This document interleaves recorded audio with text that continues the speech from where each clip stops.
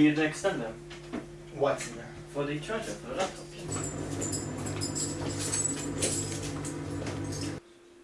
Oh, you have OpenOffice, don't you? I mean, it's fine. And then you just... I mean, it's Oh, your you're gonna presentation. say hello after I introduce you. Okay, anyways. Stop.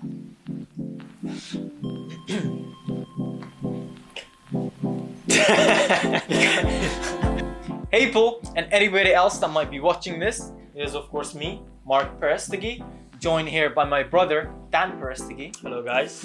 I brought him here as he is the professional gamer, the expert in this Truly. field.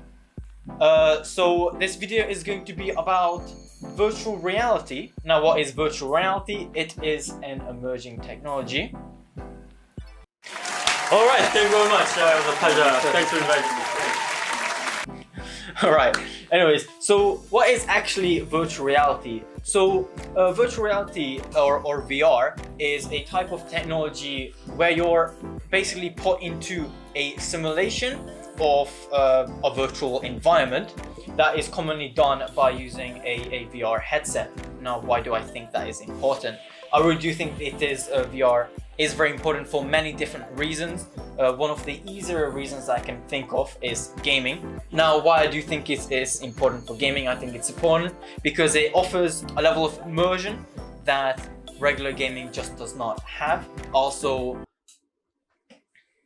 help me with those things. Immersion. What were the other things? Because this is an old version. And another advantage that VR brings to the gaming scene is it makes people playing games a lot more active. So if you look at games such as Beat Saber, it is a lot more physical than most other games.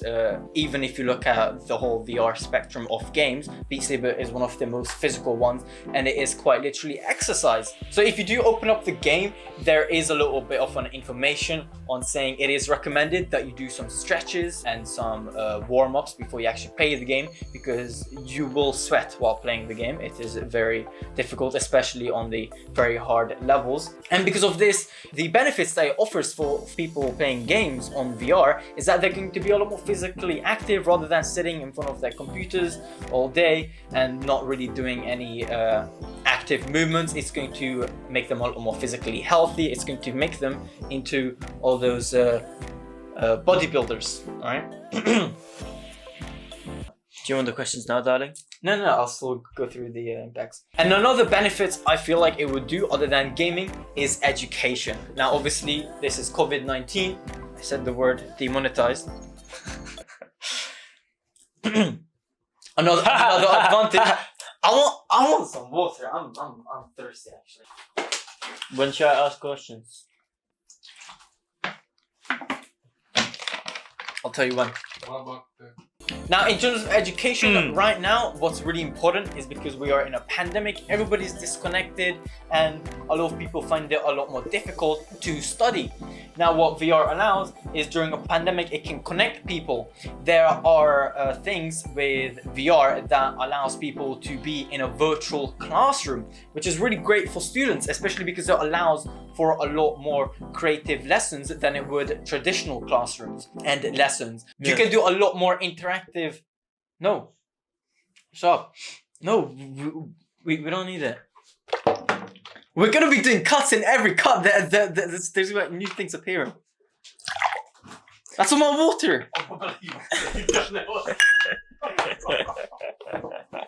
do you want? أو قبلة تتأكل بياض.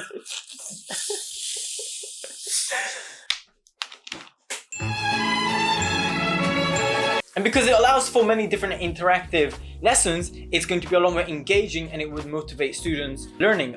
Obviously, we already have video lessons that is just not as 2020, right? Like, it's really prehistoric. It's like caveman people. Like, VR is the future, let's be honest. There is a neat little program called Engage on the Valve Steam market, which is quite literally a virtual classroom, and people have been using it. So it does work, and it has been tested, and a lot of people do find it useful. Not every student can afford a virtual headset. They cost thousands of pounds and they're super expensive.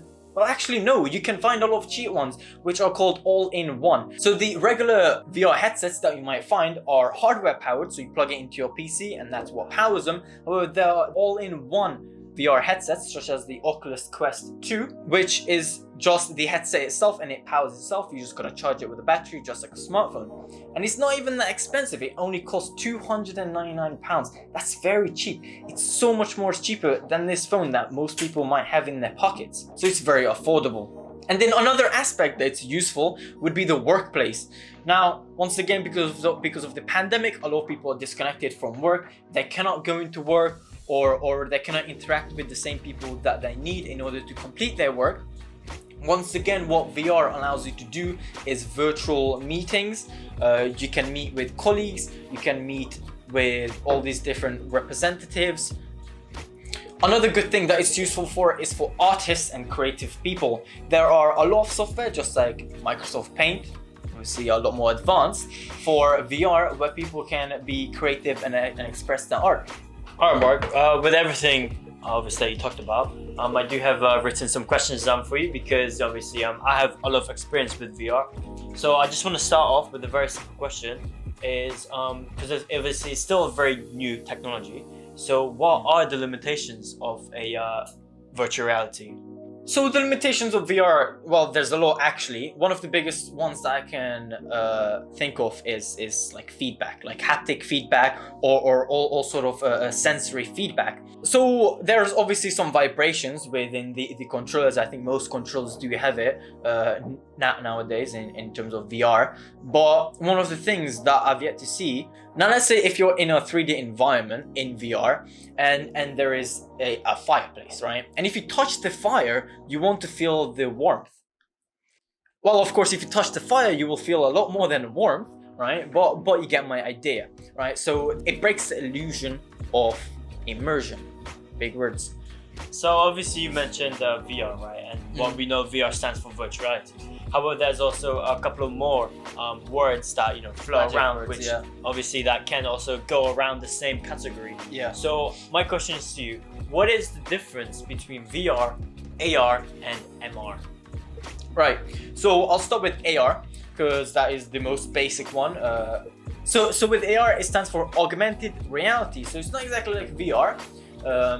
It's, let's say for example on your phone, if you have Snapchat and if you are looking at something and you put like a little stick figure or something, and as you move your camera around it stays on one point, that's augmented reality. VR, like I said, is full immersion, so you put something on, covers your entire vision and you just see the virtual world.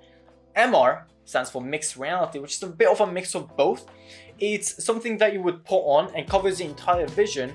However, well, either it covers your entire vision or it's just some sort of like holographic thing. It really varies in definition, but you can see the world around you and then things are in the world. So it's like a Snapchat filter right in your eyes, right?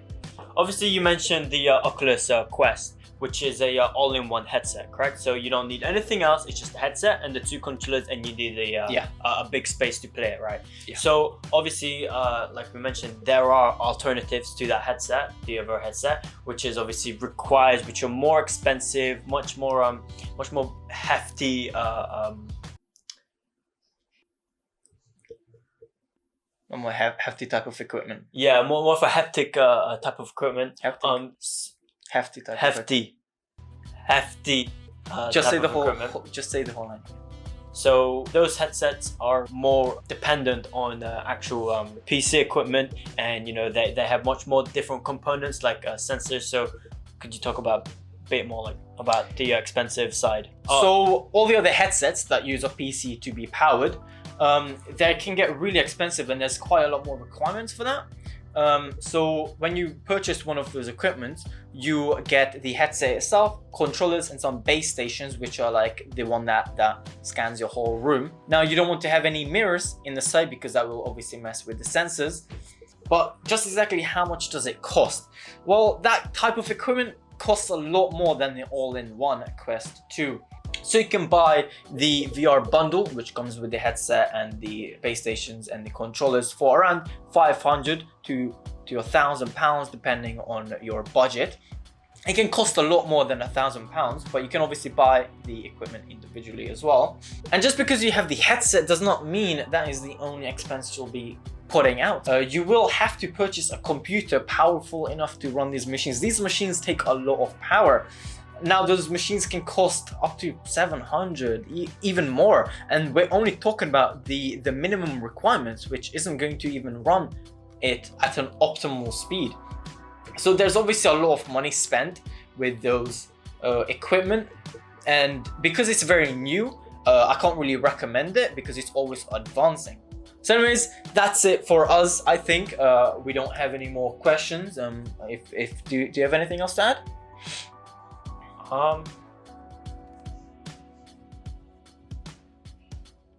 I really like that top you're wearing, you know. I think it really brings out your eyes. Thank you.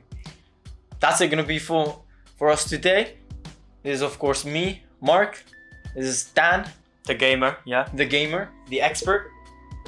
And thank you for watching.